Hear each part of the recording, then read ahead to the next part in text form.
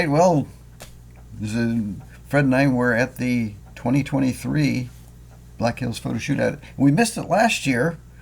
You weren't able to go, and I missed a flight because of a hurricane. Well, we had a hurricane. It kind of messed up everything. Yeah, well, we had a hurricane, and then the hurricane kept closing the airport in Tampa. And finally, on the Friday, the last chance I had to get there, the darn plane had mechanical problems. And as a result, I would have missed my connection in Texas, Dallas-Fort Worth. And I wouldn't have gotten there till sometime on Saturday. So by that time, my workshops would have been done and over for at least all day Saturday. I just had 2 on Sunday, and it determined it just wasn't worth it.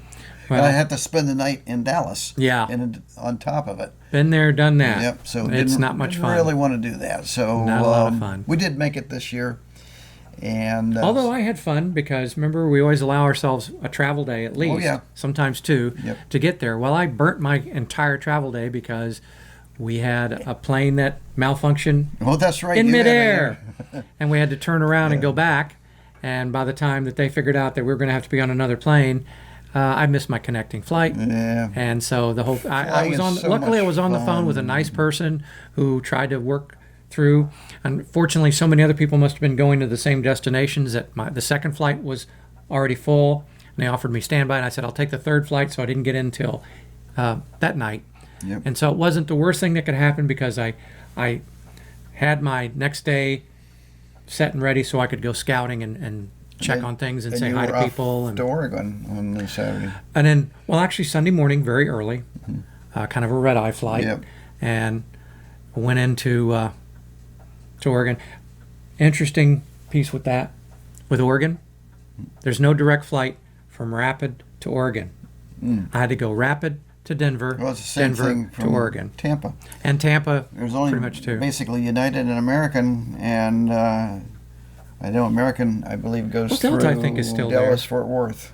And so and United goes through Colorado, Denver. Yeah. So anyway, this is just there kind of highlights of my workshops, and we're going to put some pictures. Coming out tonight to our 13th annual Black Hills Photo Shootout. Give yourselves a round of applause. How many of you, by show of hands, this is your first time here? Nice. Cool to see. Yeah, clap. How about who's been here between 2 and 9 times? Most of the rest of the group. Okay. How about 10 or more?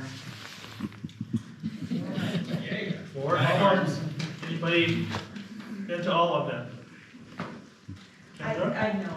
Oh. I did this one. So how many of you, 3 or 4, that have 10 or more? How many do you think out of 13 or 14? I think that, well, this is the 13th. Well, there's technically been 14. The one 2018 was But a. I just missed one of them. Okay. So all of them. Awesome. This one. Just one. That's the first one. That's awesome. Thank you. Well, I want to thank our sponsors. We've got Tamron who helped make it possible for Ian to be here tonight. And then from some of our prizes, we've got Think Tank, Lens Pro To Go, Ulanzi, the Black Hills Photo Club. I'd like to thank them. They sponsored a couple of registrations this year. Mike Wolford Photo, and then myself, Jay Graham, Photography. We've got some prizes which how about if I draw them while Ian is speaking, and then we can check at the very end if you want something or not. But we've got some cool stuff over there. Ladies and gentlemen, esteemed photographers and enthusiasts, it is an absolute honor to introduce a luminary in the world of nature and wildlife photography, Ian Plant. With his lens as his paintbrush and the natural world as his canvas, Ian has created visual poetry that transcends the boundaries of art and photography. Wow, I like this. This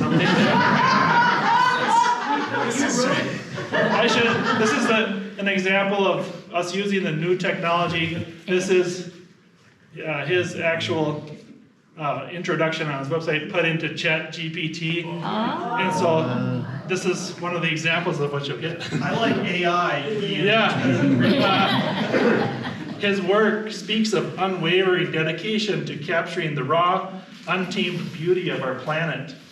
True. And reminding us of the awe-inspiring wonders that surround us every day. As an author, educator, and masterful visual storyteller, Ian Plant has not only enriched our understanding of photography, but has also awakened a profound appreciation for the natural world. Today, we have the privilege of learning from his expertise and being inspired by his extraordinary journey through the lens.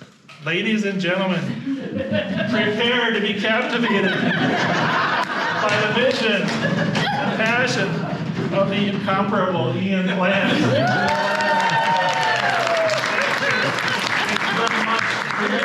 For those exceptionally kind words. What I liked about that introduction Was that not only is it very flattering, but it's also 100% accurate.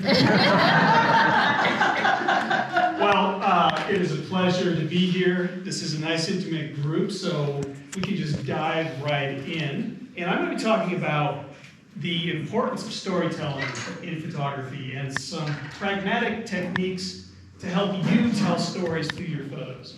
And because we've got this nice intimate setting, if anyone has any questions at any time, just jump right in. Don't worry about interrupting me. It's all good. If you've got comments for that.